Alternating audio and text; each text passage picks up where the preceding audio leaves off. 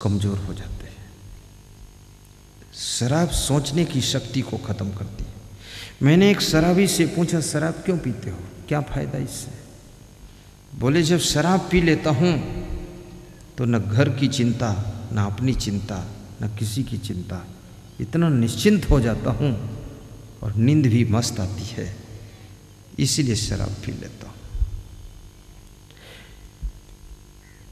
शराब तुम्हें बेहोश करती है, शराब तुम्हारे विवेक को खत्म करती है, शराब पैसे को बर्बाद करती है, शराब फेफड़ों को खराब करती है, किडनी को खराब कर देती है, लीवर को नष्ट करती है, शराब तुम्हारे समय को बर्बाद करती है और शराब तुम्हारी सोचने की शक्ति को खत्म करती है। इस शराब को मत पीना। शराब तुम्हें जिंदा में ही मिट्टी में मिला देती है। मरने के बाद शरीर मिट्टी में तो मिलता ही है, लेकिन शराब जिंदा में ही मिट्टी में मिलाती है, इसलिए शराब को त्याग करना चाहिए। मैंने सुना है विश्व में एक बहुत बड़ा दार्शनिक व्यक्ति हुआ है जिसका नाम था डायोजनीस। क्या नाम था? डायोजनीस। किसी मित्र के यहाँ वो पार्टी में गया, उसका मित्र उसके सामने ला करके इंग्लिश बियर शराब रख देता है, तो उसने शराब की बोतल का ढक्कन खोला और ढक्कन खोल करके मिट्टी में उड़ेल दिया, जमीन में गिरा दिया पूरा बोतल। मित्र दौड़ता हुआ आया, कहा, अरे आपके लिए स्पेशल शराब हम लाए थे, इंग्लिश बियर है, आपने इसको मिट्टी में डाल दिया, थोड़ा पीकर तो देखते। तो डायोजनीस ने जो बात कही वो बड़ी समझने जैसी बात है। डायोजनीस ने कहा कि मेरे मित्र, अगर इस शराब को मैं पी लेता तो ये मुझे मिट्टी में मिला देती, इसलिए मैंने इसको ही मिट्टी में मिला दिया। दो में से एक को मिट्टी में मिलना ही था, तो मैंने सोचा अपने को बचाऊं और शराब को मिट्टी में मिला दूं, ताकि मैं हीरा बन करके चमकूं और संसार में एक उजाला करूं।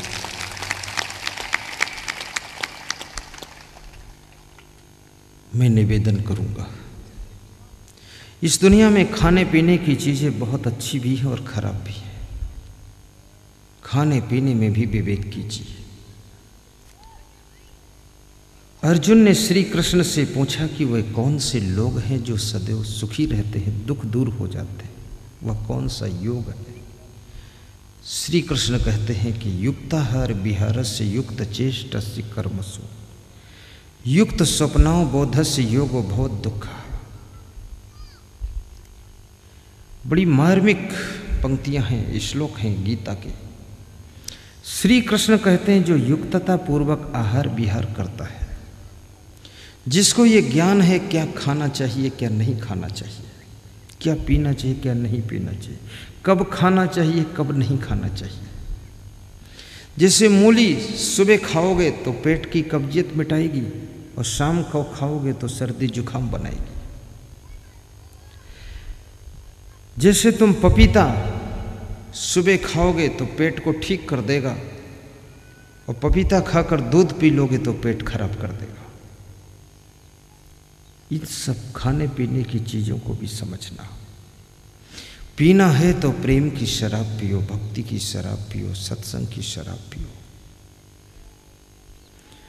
जाम पर जाम पीने से क्या फायदा, रात बीती सुबह को उतर जाएगी, जाम पर जाम पीने से क्या फायदा।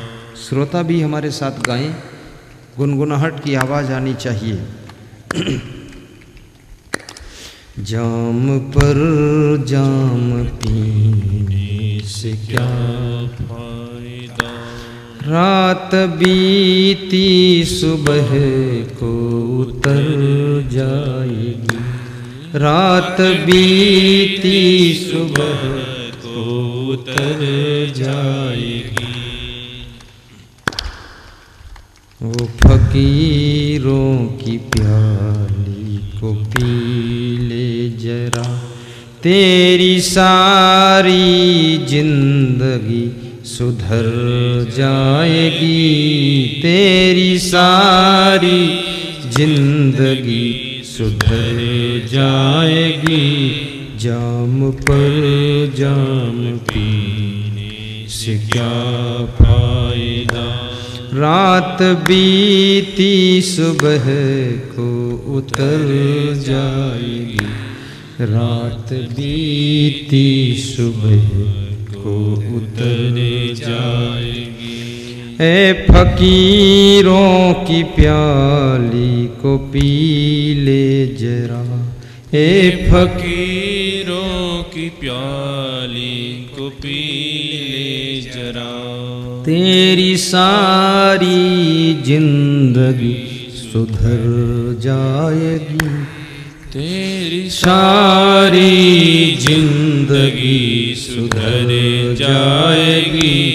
जाम पर जाम पीने से क्या फायदा, जाम पर जाम पीने से क्या फायदा, रात बीती सुबह को उतर जाएगी, रात बीती सुबह को उतर जाएगी।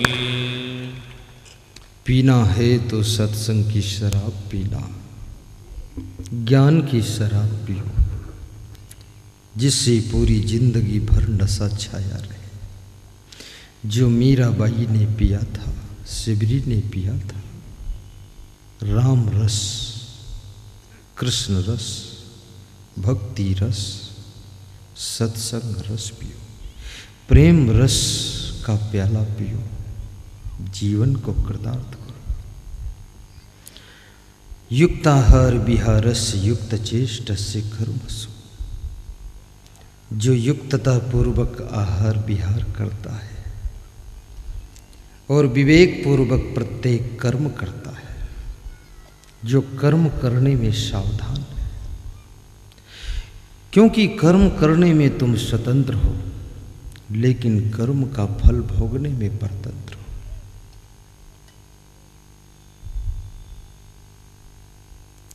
आज का कर्म कल फल लेकर आता है। बचपन का कर्म जवानी में रिजल्ट देता है, जवानी का कर्म बुढ़ापे में परिणाम लाता है, और बुढ़ापे की गलती मृत्यु के समय पीड़ा पहुंचाती है। और कर्म से ही भाग्य बनता है। तुम ये मत सोचना कि भाग्य तुम्हारा भगवान बनाता है। भगवान किसी के भाग्य के लफड़े में नहीं फंसता है, क्योंकि भगवान यदि भाग्य बनाता तो आदमी भगवान से भी लड़ाई कर देता कि मेरा भाग्य कमजोर क्यों बनाया है, दूसरे का भाग्य इतना अच्छा, मेरा इतना खराब। तुम भगवान हो, क्या समझ रखा तुमने। भगवान से भी भिड़ जाता आदमी। बहुत लोग भिड़ गए भगवान से, इसलिए भगवान अब आते नहीं धरती पर, क्योंकि एक बार राम बनकर आए तो रावण भिड़ गया, कृष्ण बनकर आए तो कंस भिड़ गया, तब से भगवान ने आना बंद कर दिया। अब नकली भगवान आए तो वे खुद ही सबसे भिड़ गए और जेल में जलेबी खा रहे हैं, नकली भगवान। कुछ लोग ऐसे हैं कि अपने आप को भगवान कहते कि मैं भगवान हूँ। गुलाब का फूल कभी नहीं कहता कि मैं गुलाब का फूल हूँ। तुम यदि गुलाब हो तो सारी दुनिया खुद आपको गुलाब मानेगी और गुलाब की कीमत देगी। आप में जो गुण है, शक्कर में मिठास है तो हर आदमी चाय में शक्कर डाल लेता है, और नमक कहे मैं भी शक्कर हूँ, है कलर वही है, लेकिन उसको कोई चाय में डालना पसंद नहीं करता है, क्योंकि इसमें मिठास नहीं है। अगर आप में भगवान का गुण है तो आपको कहना नहीं पड़ेगा, ये संसार स्वयं आपको भगवान मान लेगा।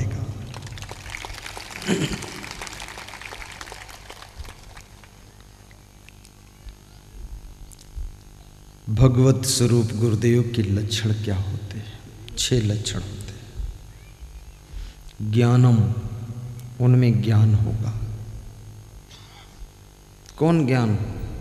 ये केवल बोलने का ज्ञान नहीं, प्रवचन का ज्ञान ये नहीं, आत्मज्ञान होगा, परम ज्ञान होगा। उनका आचरण अच्छा होगा, उनके कर्म अच्छे होंगे, स्वभाव अच्छा होगा। ज्ञानम वैराग्यम, और उनमें वैराग्य होगा, राग नहीं होगा। ऐश्वर्यम, ऐश्वर्य भी होगा। यशः, और वो यशस्वी भी होंगे। समुदाहृतम, और उनकी वाणी मीठी हो। ज्ञानम वैराग्यम ऐश्वर्यम यशः श्री समुदाहृतम, और उनके मन में शांति भी होगी। श्री माने शांति, और लक्ष्मी भी होगी। लक्ष्मी के दो रूप होते हैं, एक तो संपत्ति, दूसरे शांति। लक्ष्मी का स्थूल रूप है संपत्ति होना। ज़्यादातर लक्ष्मी का स्थूल रूप ही लोगों को प्राप्त होता, संपत्ति मिल जाती है। लेकिन लक्ष्मी का जो सूक्ष्म रूप है शांति, वो लोगों को प्राप्त नहीं होती। आज लोगों के पास में संपत्ति तो है पर शांति नहीं, और कितने लोगों के पास संपत्ति भी नहीं और शांति भी नहीं, दोनों नहीं, बिल्कुल खाली हाथ है। गुजरात में मैं जाता हूँ सत्संग करने, तो वहाँ के लोग कहते हैं सब कुछ है लेकिन शांति नहीं महाराज, शांति दीजिए।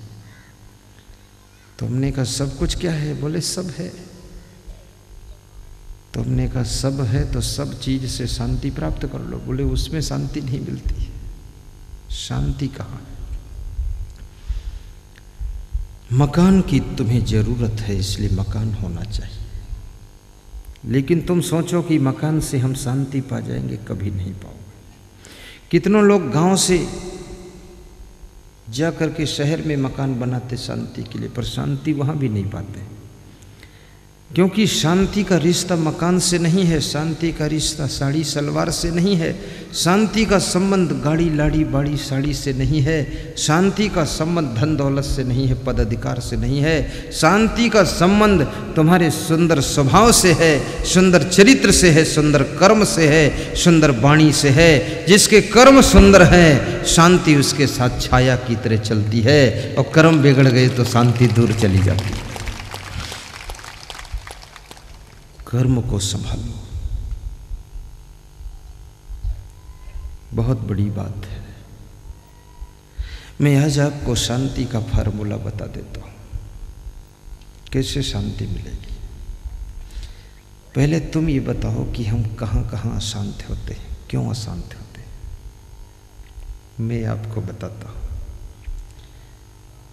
कभी कभी जब तुम आलस्य करते हो और कोई तुमको डांटता है, तब तुम अशांत हो जाते हो। तो आलस्य को दूर कीजिए तो कोई तुमको डांटेगा नहीं, तो अशांति नहीं होगी। फार्मूले बता दो। कभी कभी तुम देर तक सोते हो, जागते नहीं हो, तो कोई तुमको धक्का मारकर जगाता है, फिर थोड़ा डांटता है, तब तुम भी अशांत होते हो और डांटने वाला भी अशांत होता है। तो कृपया समय पे जाग जाइए, ताकि किसी को धक्का न मारना पड़े, ताकि तुम भी अशांत न हो, दूसरा भी अशांत न हो। देखिए, अशांति के कारण बता रहा हूं। कभी कभी तुम फिजूल खर्ची करते हो, तो घर का कोई सदस्य तुमको डांटता है और कहता है, समझाता है, तो तुम दुखी होते, अशांत होते हो। तुम्हारी फिजूल खर्ची से पूरा परिवार अशांत होता है। इसलिए शांति चाहते तो फिजूल खर्ची बंद कर दो, तो किसी को डांटना नहीं पड़ेगा, तो न तुम अशांत होगे न वो अशांत होगा, शांति बनी रहेगी। शांति तो पहले से है, तुम गलती कर करके शांति को भंग करते हो, अशांति पैदा करते हो। कभी तुम गाड़ी बहुत जोर से चलाते हो और फिर किसी बैलगाड़ी में टकरा जाते हो। अब बैल मर गया, पुलिस आ गई, गिरफ्तार हो गए, अशांति शुरू हो गई। तो गाड़ी थोड़ा धीरे चलाया करो, शांति से चलाया करो, तो शांति बनी रहेगी। कभी कभी तुम शराब के नशे में गाड़ी चलाते हो, एक्सीडेंट करते हो, खुद चोट खाते हो, दूसरों को चोट देते हो, अस्पताल में भर्ती होते हो, चिंता टेंशन बढ़ती है, अशांति शुरू हो गई। तो शराब मत पिया करो। तो शराब के नशे में गाड़ी जब नहीं चलाओगे, सुरक्षित घर पहुंचोगे तो अशांति नहीं होगी। कभी कभी तुम गुस्सा ज़्यादा करते हो जिसके कारण खुद अशांत होते हो, दूसरों को भी अशांत करते हो। तो अपनी गुस्सा को कंट्रोल कीजिए, तो न स्वयं अशांत होगे न दूसरे लोग अशांत होंगे। और कभी कभी लालच के कारण तुम चोरी करते हो, चोरी में पकड़े जाते हो, तब तुम बहुत अशांत होते हो। इस अशांति को मिटाने के लिए चोरी मत कीजिए, तो पकड़े नहीं जाओगे तो अशांति नहीं होगी। देखिए कितने सीधे फार्मूले हैं। कभी कभी तुम घर में झगड़ा करते हो जिसके कारण घर में अशांति पैदा होती है। तो कृपया सहनशीलता बनाइए, गम खाना सीखिए, घर में झगड़ा मत कीजिए तो शांति रहेगी। गम नहीं खा सकोगे तो अशांति पैदा हो जाएगी, और गम खा लोगे तो शांति बनी रहेगी। इसलिए गम खाना जरूरी है। कभी कभी तुम दुकान खोलते हो लेकिन दुकान पर बैठते नहीं हो। अपनी दुकान में 10 लाख का सामान भर दिया तुमने, और दुकान खुला है लेकिन तुम्हारा मन चंचल है, तो तुम दूसरे की दुकान पर बैठते हो। अब तुम्हारी दुकान में जब कोई दुकानदार ही नहीं है तो ग्राहक सड़क से देखता है और तुम्हारी दुकान में आता नहीं है, तो सामान की डेट भी निकल जाती है और सामान बिकता भी नहीं, ग्राहक जुड़ते नहीं, बिजनेस फेल खा गया, 10 लाख डूब गए, फिर अशांति शुरू हो गई। इसलिए दुकान खोलो तो दुकान में बैठा करो, दूसरे की दुकान पे तफरी काटने मत जाओ, और सामान को बेचने की कला भी सीखो ताकि बिजनेस में उन्नति हो, तो घर में भी प्रसन्नता रहे और तुम्हारे मन में भी प्रसन्नता रहे। यहीं से अशांति शुरू